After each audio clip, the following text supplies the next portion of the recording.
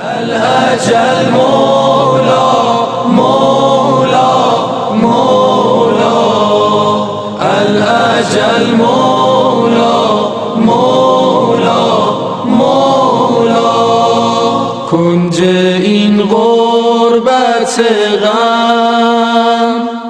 اپنی زندگی کی طرف غور کریں، اپنے وجود کی طرف غور کریں. اللہ نے جو یہ زندگی ہمیں دی ہے، اس زندگی کو ہم کس طرح جی رہے ہیں؟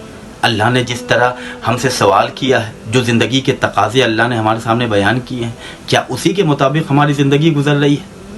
اگر نہیں تو ہمیں غور کرنا چاہیے. ابھی حیات ہے، ابھی ہم زندہ ہیں، ابھی ہماری زندگی ہے، ہماری سانس چل رہی ہے. اس وقت اللہ نے ہمیں مہلت دے رکھی ہے. اس مہلت سے ہم فائدہ اٹھائیں. آنکھیں بند ہو جائیں، سانسوں کا سلسلہ ختم ہو جائے، لوگ قبر کے حوالے کر دیں گے. اس وقت ہمارے کام وہی اعمال آنے والے ہیں جو اس دنیا میں ہم کر کے جائیں گے.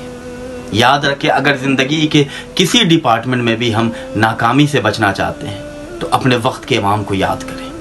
اپنے وقت کے امام کے ذکر سے اپنی زندگی کو رونق عطا کریں. صاحب مکیال المکارم بیان کرتے ہیں کہ ایک عالم دین کے جن کا نام آیت اللہ مرزا باقر تھا، انہوں نے عالم خواب میں یا مکاشفے میں امام حسن مجتبیٰ علیہ السلام کو دیکھا. امام انہیں حکم دے رہے ہیں کہ ممبروں سے حکم دو کہ لوگ اپنے گناہوں سے توبہ کریں اور امام زمانہ کے ظہور کے لیے دعا کریں. امام زمانہ کے ظہور کی دعا نماز میت کی طرح واجب کفائی نہیں ہے کہ چند لوگوں نے نماز میت پڑھ لی تو بقیہ سے ساقط ہو جائے گی نماز، بلکہ امام زمانہ کے ظہور کے لیے دعا کرنا نماز واجب کی طرح واجب عینی ہے.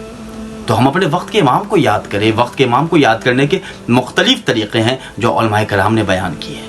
ہم جس گھر میں رہتے ہیں، جس روم میں رہتے ہیں، ہمارے بیڈ کے سامنے دیوار پر امام زمانہ علیہ السلام کا نام ہو، السلام علیکہ یا صاحب الزمان کا فریم ہو.